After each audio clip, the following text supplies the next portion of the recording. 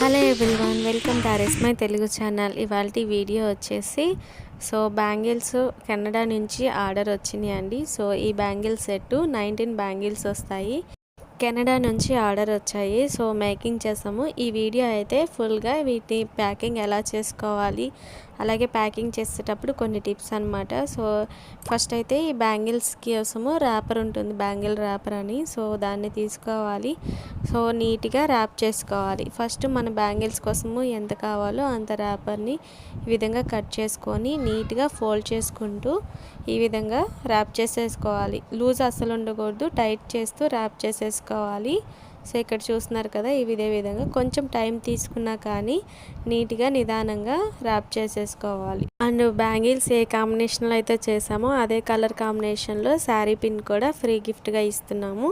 And అలాగే ఇక్కడ కొన్ని కుందన్స్ కూడా మనము వాళ్ళకి ఇవ్వాల్సి ఉంటుంది.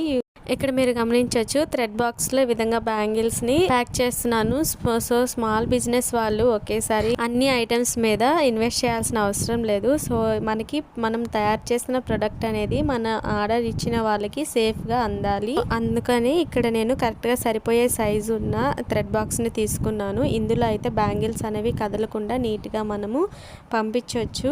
దానికోసం కూడా నేను ఎలా అరేంజ్ చేసుకున్నాను ఇక్కడ చూడొచ్చు మీరు. ఫస్ట్ అయితే ఈ విధంగా అరేంజ్ చేశాను, కానీ కొంచెం గ్యాప్ ఉన్నాయి. అలాగే లోపల బ్యాంగిల్స్ అనేవి కదులుతున్నట్టు అనిపించాయి. తర్వాత ఈ విధంగా క్రాస్గా 2 సెట్స్ని ఈ విధంగా పెట్టేసుకున్న తర్వాత మళ్ళీ కదులుతుందేమో అని చెప్పేసి వేస్ట్ పేపర్స్ని ఈ విధంగా గ్యాప్లో ఫిల్ చేసుకున్నాము. అండ్ నెక్స్ట్ వచ్చేసి బ్రౌన్ టేప్ని ఈ బాక్స్ అనేది అసలు డ్యామేజ్ అవ్వకుండా ఈ విధంగా నీట్గా మొత్తం ర్యాప్ చేసేసుకోవాలి. మీరు కనుక ఆర్డర్ చేసుకోవాలి అనుకుంటే డిస్క్రిప్షన్లో వాట్సాప్ నెంబర్ ఇస్తాను. దానికి మెసేజ్ చేసి డీటెయిల్స్ కనుక్కోవచ్చు. వరలక్ష్మి వ్రతం అండ్ అలాగే పెళ్ళిళ్ళ సీజన్ వస్తుంది కదా, రిటర్న్ గిఫ్ట్స్ కూడా కస్టమైజ్ చేస్తాము. అండ్ అలాగే మరిన్ని అప్డేటెడ్ డిజైన్స్ కోసం ఇన్స్టాగ్రామ్ని ఫాలో అవ్వండి. ఇన్స్టాగ్రామ్లో కూడా DM చేయొచ్చు. మొత్తము బ్రౌన్ టేప్తో స్టిక్ చేసుకున్న తర్వాత ఈ బాక్స్ను వచ్చేసి ఈ విధంగా కొరియర్ బ్యాగ్లో పెట్టేసుకోవాలి. అలాగే పైన మనకి పౌచ్ అనేది వస్తుంది, ఒక చిన్న పౌచ్ లాగా.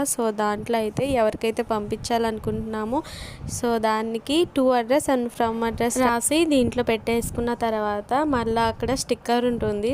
ఆ స్టిక్కర్ని తీసేసి స్టిక్ చేసేసుకోవాలి.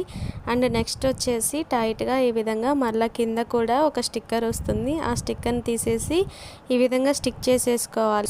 ప్యాకింగ్ అనేది కంప్లీట్ అయిపోయింది. అలాగే కస్టమర్ దగ్గర మనం ఆర్డర్ తీసుకునేటప్పుడు వాళ్ళకి పోస్టల్లో అవైలబుల్ ఉందా, పోస్టల్ అంటే అన్ని ఏరియాస్లో అవైలబుల్ ఉంటుంది, అండ్ DTDC అవైలబుల్ ఉందా అనేది మీరు కనుక్కొని దాన్ని బట్టి వాళ్ళ అడ్రస్ అనేది తీసుకోవాలి. పోస్టల్ అయితే అన్ని ఏరియాస్లో అవైలబుల్ ఉంటుంది, కానీ DTDC కొన్ని మెయిన్ ఏరియాస్లోనే ఉంటుంది.